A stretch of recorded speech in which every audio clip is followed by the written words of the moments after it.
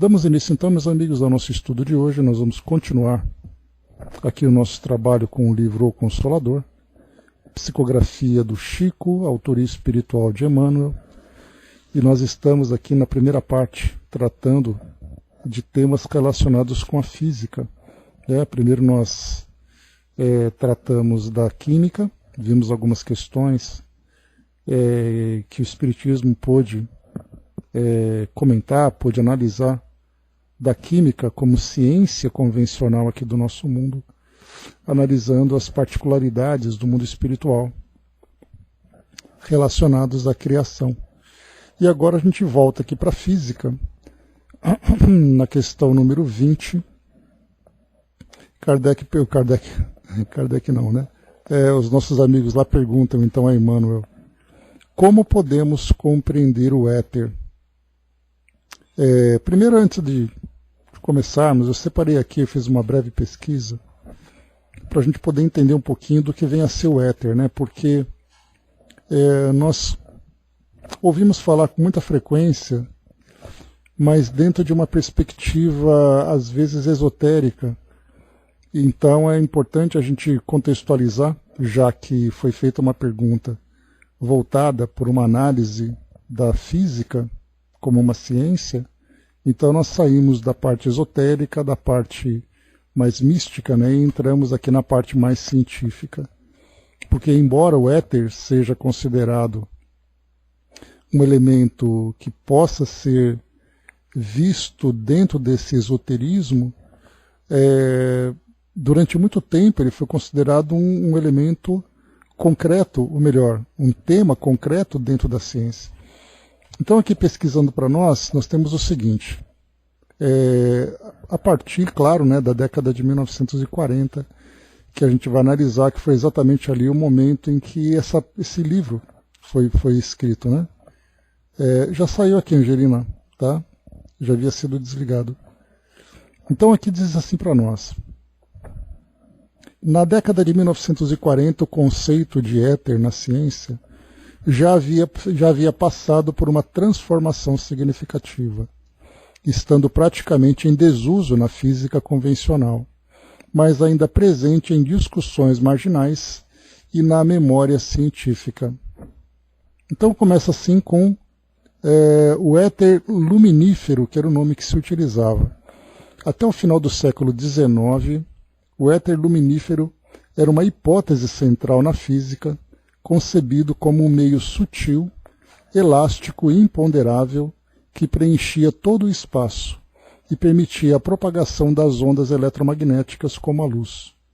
Era visto como necessário porque, na física clássica, ondas requeriam um meio físico para se mover, assim como o som precisa do ar. Fala para nós aqui de uma experiência, né, em 1887, Michelson Morley, o nome dos pesquisadores, o experimento tentou detectar o movimento da Terra através do éter e produziu resultados negativos, abalando a confiança na sua existência. Em 1905, a teoria da relatividade especial de Einstein eliminou a necessidade do éter, propondo que a luz se propaga no vácuo a uma velocidade constante, sem depender de um meio físico. Isso revolucionou a física, tornando o éter obsoleto na ciência moderna, né? Então, na década de 1940, a relatividade já era amplamente aceita e o éter luminífero era considerado uma ideia descartada pela maioria dos físicos. Livros didáticos da época, como os de física clássica, ainda mencionavam o éter como parte da história da ciência, mas não como uma teoria válida, né? Então, só para a gente poder trazer essa ideia do que se falava naquela época, né? E ali também a gente lembra que na década de 1940 já havia também ali a teoria da mecânica quântica, que também ali tratava, né, da mecânica quântica, o início da física nuclear, né, como foi o caso do projeto Manhattan, né, que acabou culminando com a bomba atômica em 1945.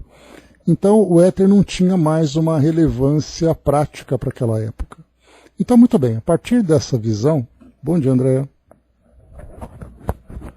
A partir dessa visão, nós vamos aqui então para a pergunta que foi feita, porque, como foi colocado para nós aqui, no meio físico, no meio científico, esse tema já não era mais levado em consideração, dadas as descobertas que eram feitas. Mas a gente lembra que daquilo que vem da academia até chegar nas discussões da sociedade, nos livros didáticos, a gente viu que isso demora bastante para acontecer. Então, portanto, essa pergunta ela tem relevância. Como podemos compreender o éter? Porque era uma compreensão de pessoas fora desse meio. Daí, então, é a relevância dela para aqueles amigos, né? Então, é dito o seguinte para nós.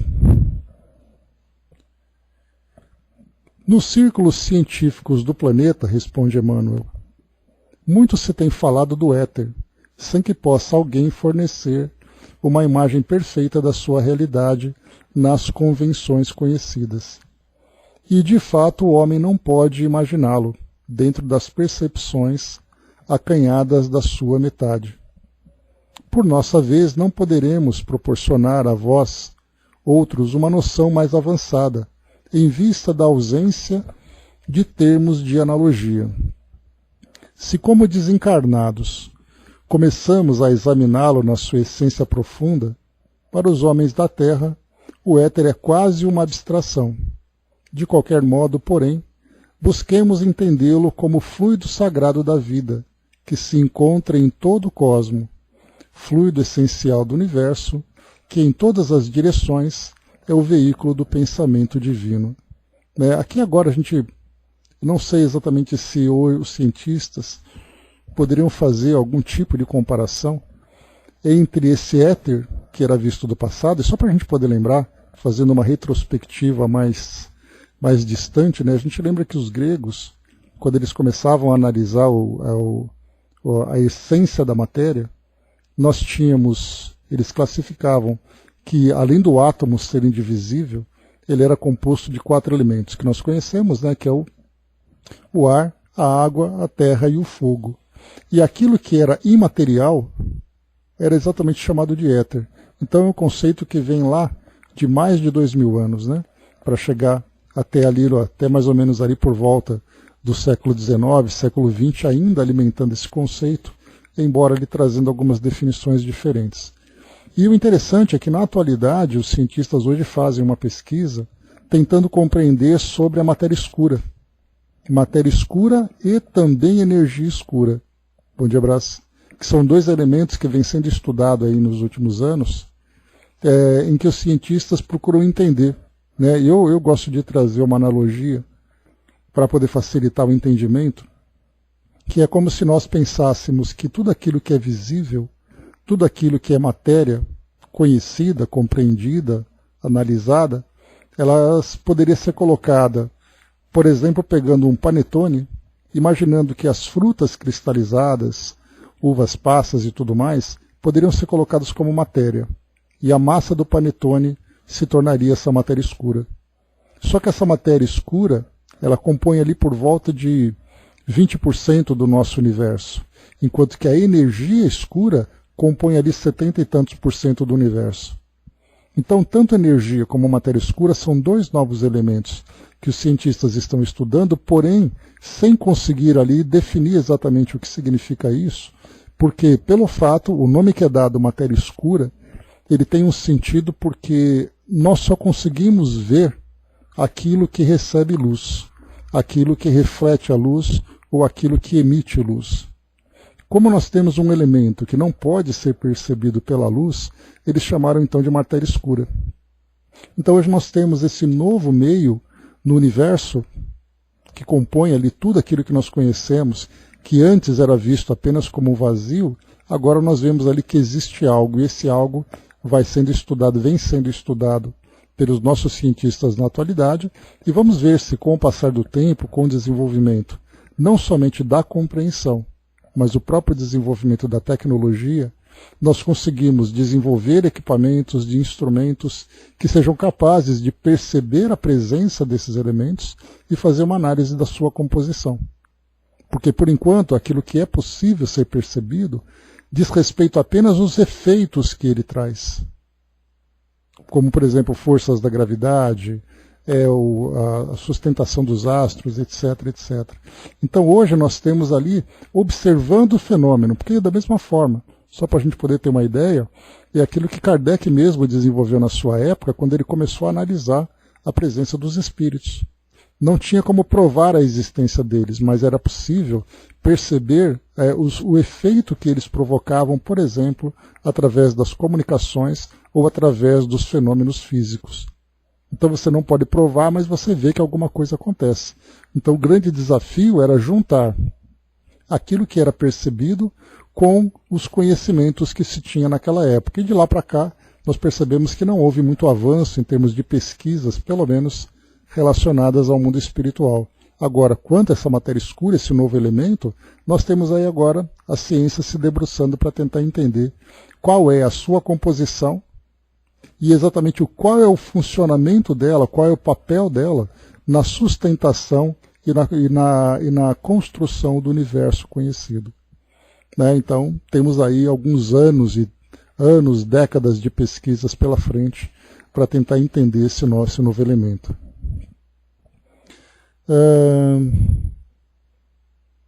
Não, é só atmosfera, Brás.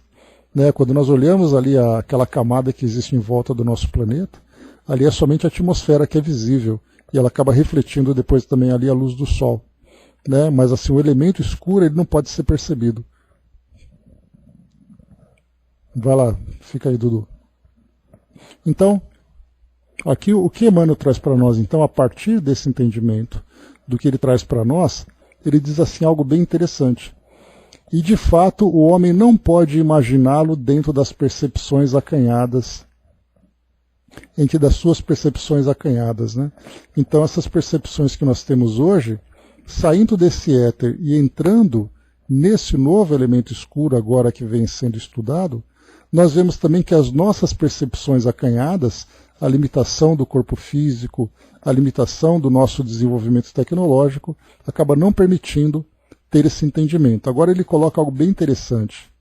Por nossa vez, quer dizer, por parte dos espíritos, não poderemos proporcionar a vós outros uma noção mais avançada, em vista da ausência de termos de analogia. Então, como fazer uma comparação com os elementos que existem na Terra, se nós não temos ainda nada semelhante?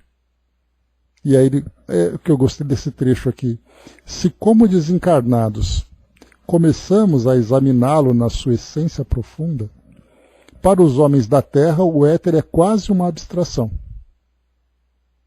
Então eis aqui para nós, né, o que Emmanuel responde naquela época, e mais uma vez, trazendo para nós agora, dentro dessa nossa realidade atual, nós vamos encontrar também as mesmas limitações, vamos encontrar as mesmas restrições, e ainda ali, né, o tempo necessário para que nós possamos avançar. E isso faz uma relação direta com a questão número 21, porque foi perguntado aqui, por que pode a física oferecer-nos elementos para apreciar o plano divino da evolução?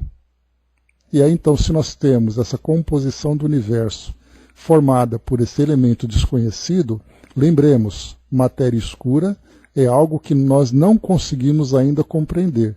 Não sabemos do que é feito e não sabemos para que serve. Se nós pegarmos o ar que nos envolve, por exemplo, nós podemos ali entender qual é a composição desses gases, qual é o papel dele, de onde eles vêm, para onde eles vão, como é que eles passam por transformações, etc, etc. Se nós olharmos a água, por exemplo, sabemos a sua composição, sabemos os seus efeitos, compreendemos ali os seres viventes que tem ali, por que os seres vivem naquele lugar. Mas e no caso da matéria escura? E se nós não conhecemos esse elemento essencial que compõe todo o universo, como é que nós podemos compreender exatamente o seu papel na criação? Então o que foi perguntado a Emmanuel é se a física pode nos oferecer o conhecimento necessário para que nós entendamos a evolução dentro desse plano divino. A resposta de Emmanuel diz assim: também aí podereis observar a profunda beleza das leis universais. Ao sopro inteligente da vontade divina, condensa-se a matéria cósmica no organismo do universo. Surgem as grandes massas das nebulosas e em seguida a família dos mundos, regendo-se em seus movimentos pelas leis do equilíbrio, dentro da atração, no corpo infinito do cosmo. O ciclo da evolução apresenta aí um dos seus aspectos mais belos. Sobre a diretriz divina, a matéria produz a força gera o movimento faz surgir o equilíbrio da atração e a atração se transforma em amor. Identificando-se todos os planos da vida na mesma lei de unidade estabelecida no universo pela sabedoria divina. Aqui, se nós pensarmos, por exemplo, e no caso desse caso, Brás, quando a gente fala sobre o bóson de Higgs, ele está falando sobre a constituição do átomo, e isso é possível ser percebido através das nossas experiências. Essa matéria escura, dá para a gente, pelo menos ali, especular que ela é algo que está muito além desse bóson de Higgs. Porque se ela não pode ser compreendida, não pode ser conhecida, esse bóson já está nessa faixa de elemento a ser estudado. Inclusive ele pode até ser criado, produzido, através dos aceleradores de partículas, etc. Então são experiências que já trazem para nós o entendimento da existência dessa partícula, dessa micropartícula que compõe o átomo. Agora, no caso dessa matéria escura, nem compreendida ela é hoje. E aí nós vamos lembrar que quando os espíritos disseram a Kardec sobre o fluido cósmico universal, ainda assim a gente se pergunta, essa matéria escura, ela faz parte, ou melhor, ela representa qual porcentagem desse fluido cósmico universal? E aqui o que a gente percebe, que se nós pegássemos esse texto de Emmanuel e colocássemos numa assembleia de cientistas para debater sobre as questões da ciência, do conhecimento, daquilo tudo que a nossa física pode proporcionar, eles vão dizer que Emmanuel não respondeu nada. Ele só fala, por exemplo, ele diz assim, a beleza profunda das leis universais, o sopro inteligente da vontade divina. Então ele vai falando para nós usando essa linguagem mais poética, mas sem entrar especificamente sobre as respostas da ciência, indo ao encontro das respostas da ciência. E aqui é algo interessante, porque anteriormente, quando nós falávamos aqui sobre o éter, ele dizia assim para nós, por nossa vez, só voltando aqui aquele trecho que nós lemos na questão 20, por nossa vez não poderemos proporcionar a vós outros uma noção mais avançada, em vista da ausência de termos de analogia. É exatamente isso. Então não adianta os espíritos pegar, por exemplo, ali um grupo de cientistas do plano espiritual e vir debater questões com o mundo físico para tentar provar, para os cientistas aqui provarem que o conhecimento terreno é o conhecimento máximo que pode ser alcançado, porque é exatamente isso. Aquilo que nós compreendemos diz respeito à dimensão em que nós vivemos, que é a dimensão material. Agora, quando você está numa dimensão imaterial, como é que você vai querer debater, explicar para aqueles que nem sequer acreditam na existência dessa dimensão? Para os espíritos disserem, olha, o que vocês estão fazendo está certo, mas aqui nós temos coisas diferentes. E aí poderia dizer, então prova para nós que essas coisas diferentes existem. Como é que os espíritos podem provar para aqueles que só acreditam na matéria? Então essa é uma grande dificuldade que nós vemos para os espíritos de trazerem para nós um conhecimento que nós ainda não alcançamos. Primeiro porque a natureza não dá saltos, como dizia Lavoisier. E aí então, se a natureza não dá saltos, se não me engano foi ele que disse isso. Então, se a natureza não dá saltos, não adianta trazer um conhecimento que nós ainda não alcançamos. O conhecimento ele é progressivo, ele evolui, Pois é, exatamente, sem esse fluido cósmico, mas é isso que os cientistas estão buscando agora, para entender exatamente qual é o elemento essencial para formar tudo aquilo que nós conhecemos. Só que aquilo que nós conhecemos diz respeito à matéria visível, à matéria perceptível. E agora essa parte do universo não conhecido. O próprio perispírito, por exemplo. Quando nós falamos sobre a constituição desse corpo fluídico, que é feito de um elemento que nós não conhecemos, e não só não conhecemos, nem tanto não conhecemos, como não percebemos a existência deles. Então, quer dizer, o fluido cósmico ele é composto do que? O perispírito ele é composto do que exatamente? Qual a matéria fundamental que compõe esse corpo perispiritual? Se nós pudéssemos pegar uma amostra, o que nós veríamos ali? Talvez ali a formação de átomos, como acontece, por exemplo, nos gases, encontrarmos oxigênio, carbono, nitrogênio, hidrogênio. Do que é feito exatamente isso? Esse elemento fluídico, será que ele existe alguma coisa que forma aquilo que o mundo material hoje tem? Então a gente percebe assim que a nossa ciência vai, apesar dos cálculos complexos, das teorias que são elaboradas, dos grandes gênios da humanidade em termos de conhecimento dessas ciências, vão apresentando as suas teorias, mas o limite é exatamente ali, a matéria. Além da matéria, nós não podemos avançar. E além da matéria, é exatamente ali que o verdadeiro universo é exatamente esse universo espiritual e não o universo material. O mundo material ele nada mais é do que o cenário onde todas essas personagens atuam, mas a verdadeira essência ela é espiritual. E é aí que nós encontraremos grandes dificuldades para fazer uma relação entre a ciência que conhece o mundo físico para a ciência que conhece o mundo espiritual. E isso sem falar que nós estamos aqui trabalhando, desenvolvendo o nosso conhecimento baseado na percepção que nós temos aqui do nosso mundo, do nosso planeta. Imaginemos os conhecimentos que existem aí pelo universo afora, que nós ainda estamos tão distantes de alcançar. E provavelmente não alcançaremos, né? Porque é aquilo que nós conversamos no nosso encontro passado. Eu fiz ali uma pequena comparação, que é pegarmos, por exemplo, um jovem que estuda numa escola. Essa escola vai até, por exemplo, o ensino fundamental, até o 9º ano, a antiga 8ª série, né, que nós tínhamos. Ele só vai conhecer o conhecimento, os livros, os debates, as discussões, tudo aquilo que ele faz, só vai até esse 9º ano. Para que ele possa conhecer algo além, ele tem que sair dessa escola e passar para outra. Ele tem que sair desse grau e entrar em outro grau. Então o nosso mundo ele só tem ali, ele só vai até o grau que comporta o conhecimento que nós alcançamos. Para poder ir além, nós precisamos também evoluir. Aquilo que o nosso mundo, pelo menos hoje, não é possível de oferecer. A gente nem sabe se afetaria o planeta sem o fluido cósmico. Pois é, aquilo que acontece com a matéria escura. Não sabemos do que é feito, não sabemos para que serve, não sabemos quais são os seus efeitos. Aquilo que nós vemos que dá esse entendimento de que existe essa matéria escura, vemos ali pelo menos aquilo que pode ser percebido pelos nossos sentidos. Mas aquilo que não é percebido. Eis aí o grande desafio.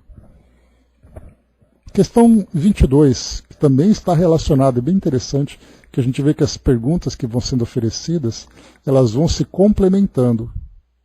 Então, na questão 22, a substância é igual em todos os mundos? Como compreender a revelação dos espectroscópios? Aqui falando sobre espectroscopia, eu até tinha encontrado aqui também uma questão que fala sobre isso, em que ele traz para nós assim, instrumentos, né, que eu tinha pesquisado isso aqui é fora do livro, né? Instrumentos como os espectroscópios, mencionados na questão 22, eram usados para estudar a composição das estrelas, mas sem referência ao éter, já que a relatividade e a mecânica quântica dominavam as explicações. Então aqui o que nós vemos, né, que coloca para nós aqui dessas informações, desse conhecimento que nós temos. Então, primeiro, que os equipamentos que eram usados naquela época já não são usados mais. Nós temos hoje outros instrumentos muito mais evoluídos, que têm ali funções muito mais direcionadas para conhecimentos que não se tinha naquela época. Dudu colocou, né, acho que sem ele a mediunidade seria um pouco prejudicada. Acredito que esse fluido anima o nosso comportamento como médiums, né? Então, quando a gente fala em fluidos, nós falamos de substâncias que permitem esse tipo de conexão. Por exemplo, né, a ação do pensamento, a conexão entre médium e espírito através do vínculo desse corpo fluídico. Então nós falamos de fluido para cá, fluídico para lá, fluido para não sei aonde. Significa que nós estamos falando de elementos que é alguma coisa, que são alguma coisa. E esse alguma coisa significa o que exatamente? Então aqui, quando é perguntado a Emmanuel, colocando para nós, né, que a substância é igual em todos os mundos, como compreender a revelação dos espectroscópios?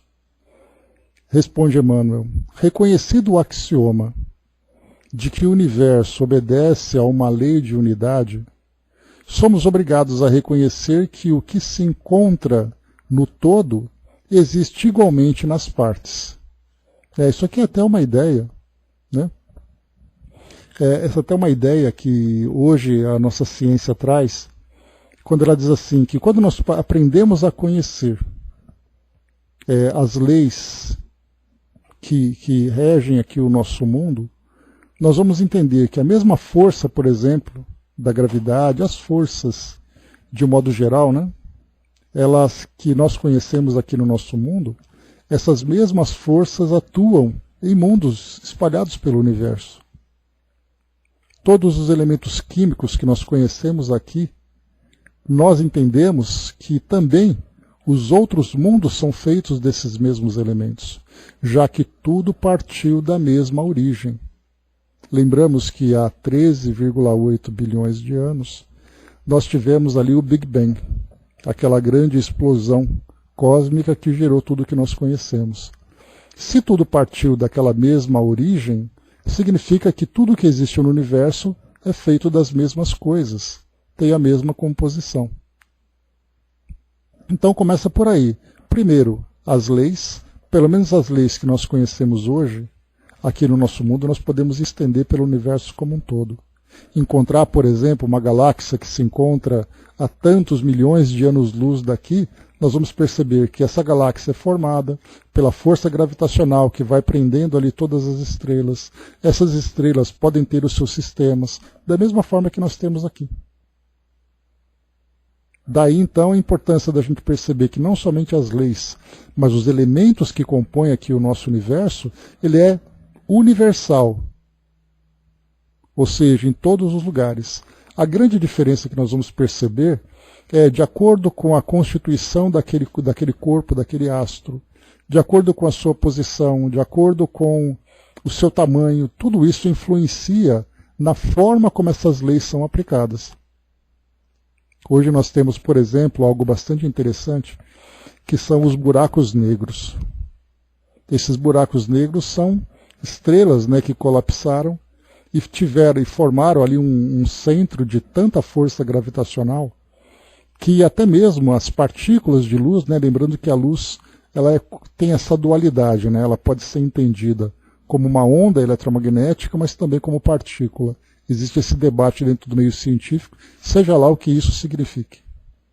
Mas estão debatendo sobre isso. E esses buracos negros, então, eles têm uma força gravitacional absurda, que os cientistas não são capazes de medir. Exatamente porque nada chegou perto daquilo que nós conhecemos e que tem a capacidade depois de transmitir essas ondas de volta para que a gente possa compreender. E tem um nome bem interessante chamado singularidade. É uma expressão que é utilizada, que eles dizem que essa ideia da singularidade é exatamente o limite entre o universo conhecido fora de um buraco negro e aquilo que existe dentro de um buraco negro. Então isso mostra já de cara que nós só conseguimos fazer ali uma medição a partir da nossa visão e das nossas leis, do nosso conhecimento, para aquilo que nós vemos. Dentro de um buraco negro, por exemplo, nós não fazemos ideia do que existe lá dentro e como as leis se comportam. A gente depois pode pesquisar um pouquinho mais sobre isso para trazer algumas notícias que foram publicadas a esse respeito. Mas ele continua dizendo para nós assim então a respeito dos espectroscópios. Contudo, o espectroscópio não vos poderá revelar todas as substâncias que se encontram nos outros mundos, e não podemos esquecer que a Terra é um apartamento muito singelo dentro do edifício universal, sem que possamos conhecer pelos seus detalhes a grandeza infinita da obra do Criador. E aí então os cientistas vão dizer, não, mas nós somos inteligentes, nós podemos conhecer, nós podemos fazer isso, escrever fórmulas, apresentar cálculos, etc, etc. E aí é natural, né, que é essa pretensão. Eu vou dizer arrogância, mas não vejam isso como nome negativo. É aquela pretensão do ser humano de querer conhecer cada vez mais. Lembrando que essa curiosidade que todos nós temos enquanto criaturas, ela é exatamente aquilo que nos motiva a progredir, a evoluir. Só que algumas vezes essa pretensão ela acaba se misturando um pouco com a arrogância. De acharmos que nós somos o centro de tudo, de achar que nós temos o conhecimento absoluto, sendo que o universo está aí todo à nossa disposição para mostrar exatamente a nossa pequenez, mostrar exatamente as nossas limitações. Dudu colocou também, né, observe que o homem tem ido a vários orbes, né, ou tentando ir. Então, esse fluido cósmico universal deve ser inteiro nesse universo, só que com mudanças substanciais que devem mudar de orbe a orbe, né, um éter diferenciado. E é interessante que a gente vê também, no próprio Livro dos Espíritos, por exemplo, quando Kardec diz que quando Kardec recebe como resposta que o perispírito de cada indivíduo, de cada ser que vive num determinado mundo, é um fluido, ele é composto de um fluido compatível com esse mundo. E é bem interessante que a gente lê isso e coloca isso como algo absolutamente compreensível. Sendo que, na verdade, nós não fazemos nem ideia do que significa isso. Exatamente porque nós não sabemos que fluido é esse, do que ele é feito, para que ele serve, da mesma forma que a matéria escura. Então, saber que são diferentes é uma coisa. Saber exatamente o que é isso, o que isso significa, é outra coisa.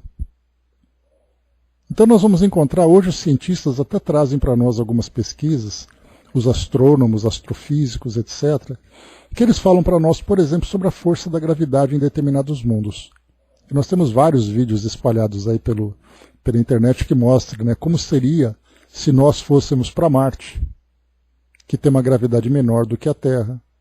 A Lua, que tem uma gravidade muito menor, né, só para a gente poder lembrar de números, aqui a gravidade do nosso planeta é calculada com 9,8, aproximadamente 10 metros por segundo ao quadrado, que é a força de atração que a gravidade tem. E quando nós vamos, por exemplo, para a Lua, é 1,6. Por isso que a gente vê os astronautas dando aqueles pulinhos marotos, né, bem leves, para caminhar ali, fazer aquela caminhada lunar. Ao mesmo tempo, se nós formos para Júpiter, nós teremos uma gravidade de 25 metros por segundo. Significa que se nós fôssemos para Júpiter, imaginando que Júpiter tivesse ali uma constituição sólida, que a gente pudesse pisar, e nós chegássemos com esse corpo que nós temos hoje, com os ossos, com os nossos músculos, nós seríamos esmagados na hora. Porque o nosso corpo, a própria constituição dos nossos ossos, os minerais, a força de atração das moléculas que compõem os nossos ossos, ela foi moldada com esses milhões de anos de evolução, baseada na força da gravidade do nosso mundo. Então os nossos ossos servem para esse mundo. Os nossos músculos servem para esse mundo. A forma como o nosso corpo se desenvolveu, ele é compatível com aquilo que o nosso mundo oferece. Isso fisicamente. E é algo bem interessante da gente perceber que, quando nós pegamos, por exemplo, esses astronautas que passam essas pequenas temporadas na estação espacial, que nós temos aqui orbitando o nosso planeta, seja a Estação Espacial Internacional, seja, né, aquela da China, que eles também têm a sua própria, os astronautas são obrigados a fazer exercícios físicos constantemente para que eles não percam a tensão muscular do seu organismo, porque não é só uma questão de caminhada, é circulação sanguínea, é estrutura dos órgãos e tudo mais. E aí quando eles voltam para cá, eles passam um tempo nessa recuperação com médicos, fisioterapias, exercícios, academias, para poder voltar àquilo que eles tinham antes. Pelo simples fato de ficar, por exemplo, um mês fora da gravidade do nosso planeta. Ou às vezes até menos que isso. Então, o esforço que eles deixam de fazer acaba interferindo diretamente na composição do nosso organismo. Agora, quando nós falamos em questões fluídicas, da mesma forma. Os fluidos que são utilizados no nosso planeta são compatíveis com a constituição física do planeta, força de gravidade, a sua solidez, etc. Agora imaginemos em outros mundos. De que forma que esses fluidos se comportam na elaboração da estrutura desse planeta e dos seres lá viventes, saindo agora um pouco daquilo que nós conhecemos. Então a gente vai analisando, fazendo comparações e tentando imaginar como as coisas funcionam pelo universo afora. Eu me recordo que até a década de 60, quando saía algum filme que falava do espaço, a gente via as pessoas se locomovendo como se a força da gravidade fosse a mesma nesses mundos afora. Agora não, agora a gente já percebe que estando nesses outros mundos eles já colocam os efeitos especiais, porque, pensemos, de 60 para cá, nós estamos falando em 65 anos. 65 anos de conhecimento sobre aquilo que acontece fora do nosso planeta. Só a humanidade tem 200 mil anos de existência. Só o nosso planeta tem 4 bilhões de anos. Nós conhecemos apenas há 60 anos. Então temos muito ainda para compreender, muito ainda que evoluir. O Brás colocou, será que o buraco negro não é um portal de um universo a outro? Brás, tudo isso são mistérios, né? Teoria das cordas, buracos negros, buracos de minhoca, que é o nome que é colocado também para esses túneis de conexão entre dimensões, vai saber tudo isso. Por enquanto nós estamos no campo da ficção e no campo das teorias. Quando isso se tornar real, nós teremos ali um conhecimento mais amplo do universo. A Angelina colocou, está ainda dentro dos 96% que não é permitido conhecer, sim. Tudo isso que nós sabemos sobre esses elementos, e olha que nós falamos no caso da matéria escura, por exemplo, ela é um elemento material, só que é uma matéria que nós não conhecemos. Imagina esses fluidos que são imateriais. Aí as coisas se tornam mais complicadas ainda para a nossa compreensão. Avançando um pouco mais, vamos lá. Lembrando aqui que esse espectroscópio, como é colocado, lembrando que o nome espectroscópio vem de espectro. Espectro significa uma faixa perceptível. Então quando nós pegamos naquela famosa régua que é estudada nas escolas, quando nós temos ali desde das ondas eletromagnéticas numa frequência mais baixa até as ondas eletromagnéticas nas frequências mais altas, nós temos ali, por exemplo, a luz visível, que está dentro de um espectro, desde a luz vermelha até a luz violeta, que é aquilo que nós conseguimos enxergar. Hoje nós temos, por exemplo, no caso do telescópio espacial James Webb, que foi lançado recentemente, ele tem uma capacidade de perceber ondas dentro da faixa do infravermelho. Portanto, nós vemos ali, uma das imagens mais conhecidas é uma foto que foi tirada por esse telescópio do planeta Júpiter. Então pegamos ali primeiro o Hubble, que é um telescópio óptico, portanto ele tem lentes, máquinas fotográficas, da mesma forma que nós enxergamos, ele tem uma foto do planeta Júpiter. E aí nós pegamos do James Webb, que também tem essa fotografia, porém ele capta ondas eletromagnéticas que estão abaixo da nossa capacidade de visão. E quando nós vemos isso, o que foi percebido ali? Uma luminosidade e também ali elementos que não eram conhecidos.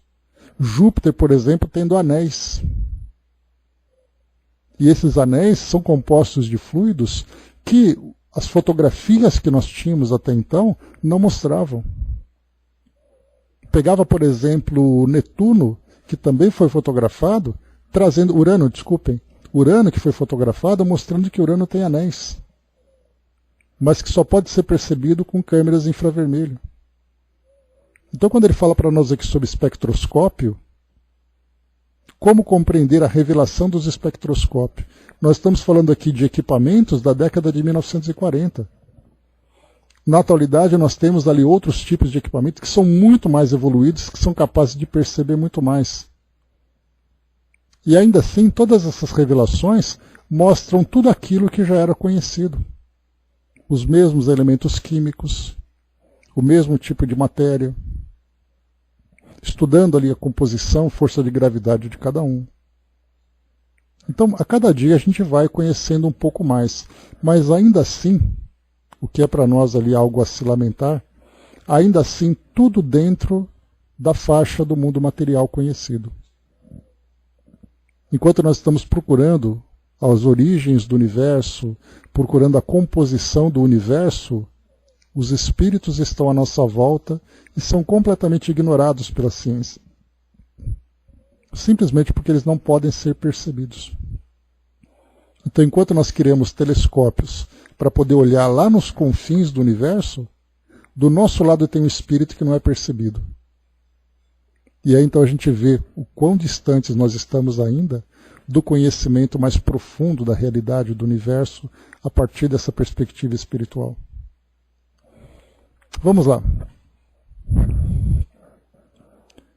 E nós falamos, né, Angelina, quando falamos de espíritos, a gente não fala de uma visão religiosa, não falamos de uma visão mística, nós falamos de algo real.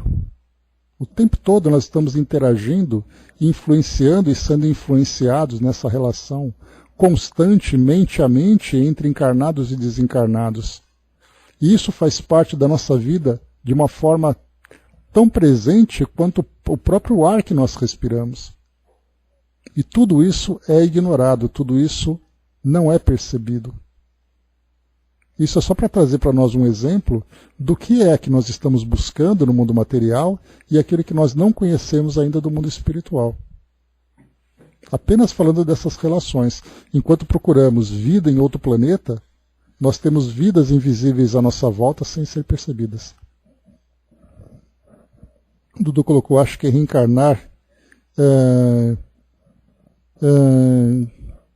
em mais vezes, em mais 2 vezes, né? É não sabermos de nada sobre isso. Né? Quer dizer, deixa eu ver, acho que reencarnaremos, corrigindo, né? Acho que reencarnaremos mais 2 vezes e não saberemos nada disso. Dudu, 2 vezes, podemos dizer que você vive ali por volta de 80 anos, aí você tem ali, sendo bonzinho, você consegue ficar mais 50 anos no plano espiritual, e depois você reencarna de novo. Então a gente calcula ali, né, Brás? Uns 200 anos mais ou menos, de um intervalo a outro, de um período a outro, né?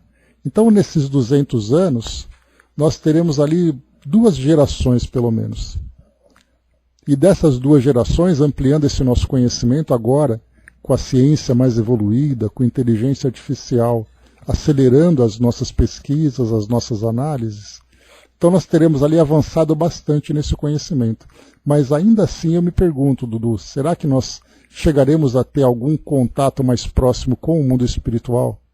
No sentido de vermos isso como algo real, e não apenas como um objeto de fé, de crença? Porque quando nós falamos em fé e crença, significa eu acredito ou eu não acredito. Se eu tenho fé ou eu tenho crença, eu acredito que aquilo é real. Se eu não tenho, eu não acredito. E essa questão de crença é muito pessoal, porque a realidade, né, até comentei sobre isso no estudo de ontem,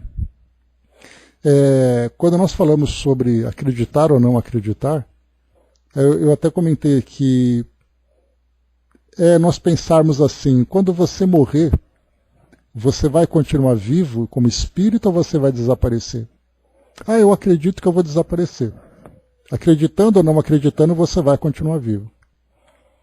Depois você vai reencarnar, mas eu não acredito em reencarnação. Não se preocupa que você vai reencarnar mesmo assim. Está cheio de espírito à sua volta. Eu não acredito que isso seja verdade. Acreditando ou não acreditando, você estará rodeado de espíritos. Então, enquanto nós estivermos no campo das crenças, vai ser apenas ali o direito que as pessoas têm de negar. Mas o fato de você negar não vai tirar a realidade. Então, nesses 200 anos, nesse período, eu acredito que a gente vai evoluir bastante cientificamente. Mas eu fico me perguntando se espiritualmente a gente vai conseguir ter essa compreensão. Não no sentido moral, na evolução, mas de ter o entendimento da realidade do mundo espiritual. Esse é o desafio que nós teremos, né? André colocou, né, até que se falarmos que os espíritos disseram isso ou aquilo, não vão acreditar, né? Se eu mesma me colocar com um pensamento de 20, 30 anos atrás, também pensaria assim. O mundo ainda precisa de alguns séculos para começar a aceitar esses ensinamentos, né? Mas não vejamos isso, André, como algo negativo, né? Porque não é a ciência negando o mundo espiritual. É que a ciência não consegue estudar o mundo espiritual, né? Então não é assim, olha, eu me recuso a aceitar. Não é uma questão de recusa, é assim, o que você tem para apresentar sobre o mundo espiritual? O que você apresenta, isso pode ser analisado, pode ser estudado, pode ser compreendido, ou você somente acredita nisso?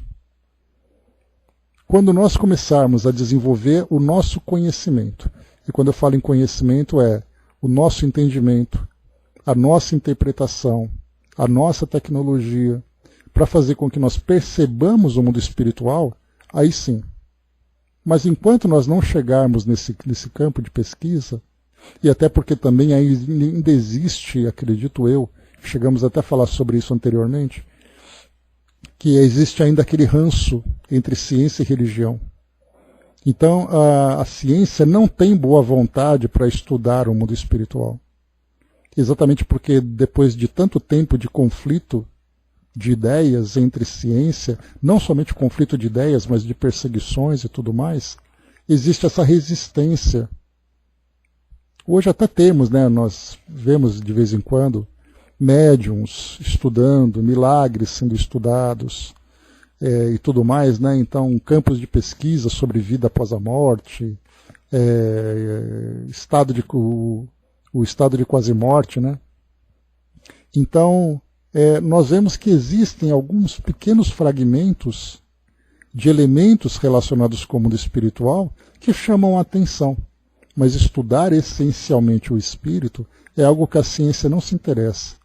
Porque o espírito não é algo que é do campo de pesquisa dela. Então, esse distanciamento que houve entre ciência e religião fez com que a ciência não tivesse interesse em olhar para aquilo que as religiões apresentam. E no caso da doutrina espírita, ela é ainda vista como uma religião. Ela não é vista como uma filosofia que fala e que traz, através desses experimentos, dessas observações, por exemplo, o fenômeno mediúnico, que você pode estudar como foi estudado naquele final do século XIX, começo do século XX, aquelas médiums, né? Eusápia Paladino, por exemplo, né? que trazia materializações, que trazia outras situações, outros pesquisadores, né? Como Gabriel Delany, William Crookes, que estudavam também esses fenômenos. Tudo isso era estudado naquela época e de repente passou. Porque era uma febre que se tinha naquele período. Vários e vários nomes importantes estavam relacionados com essas pesquisas do mundo espiritual, mas aquela febre passou.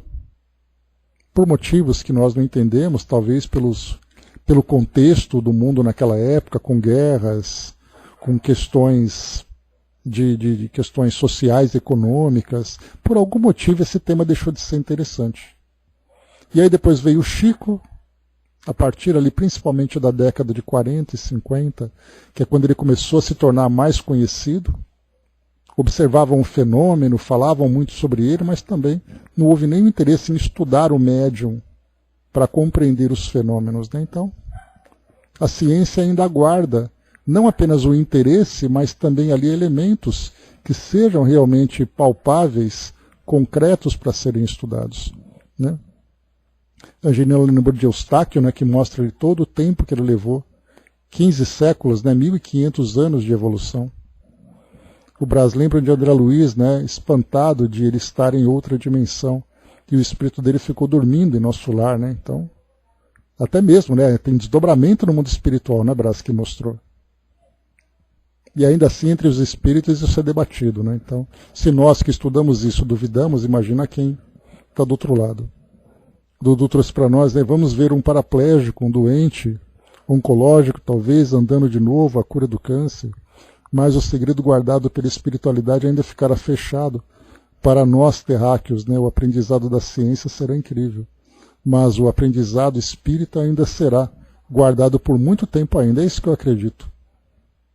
A gente vai ter um desenvolvimento tecnológico significativo. Doenças serão curadas, questões sociais serão transformadas, desigualdades, fome, doenças, guerras, tudo isso pode terminar, mas o mundo espiritual ainda será para nós um mistério, será para nós ainda um objeto de fé. Até mesmo, né? Até que as religiões também modifiquem o seu modo de entender essa realidade. Que até as religiões também ainda têm dificuldade para entender o mundo espiritual. Tanto é assim que nós vemos as grandes diferenças que existem entre essas filosofias. Por que cada uma pensa de um jeito? Porque é uma questão pessoal, quer dizer, uma questão institucional. Cada uma tem o seu ponto de vista.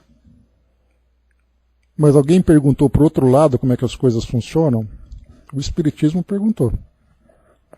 Mas ainda assim ele é combatido, porque ele se tornou um concorrente.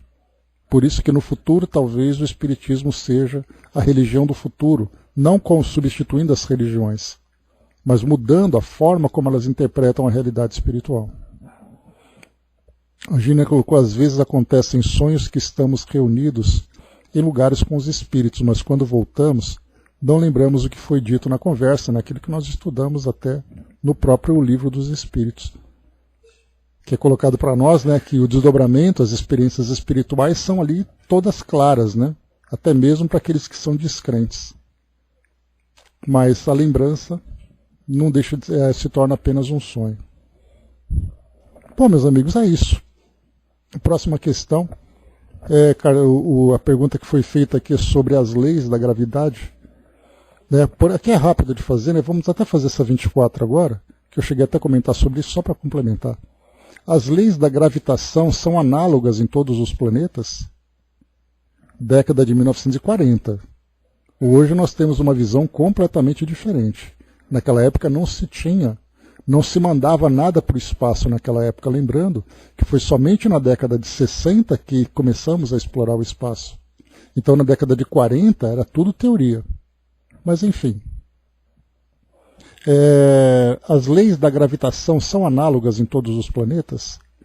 As leis da gravitação não podem ser as mesmas para todos os planetas, mesmo porque, em face da vossa evolução científica, já compreendeis que os princípios newtonianos foram substituídos de algum modo pelos conceitos da relatividade. Conceitos esses que, por sua vez, seguirão o curso progressivo do conhecimento. E aqui alguns princípios newtonianos, porque Newton ainda se encontra muito presente, nos estudos que são feitos hoje, nas teorias que ele apresentou lá na sua época. Então, mas hoje nós compreendemos, inclusive, Dudu, que coisa boa. Então, quer dizer, tudo aquilo que hoje nós encontramos tabelas que mostram precisamente qual é exatamente a força gravitacional. Precisamente no sentido dos cálculos que os cientistas fazem. Agora, comprovar se isso é de fato, aí já é outra história, só estando lá presente, só estando de corpo presente.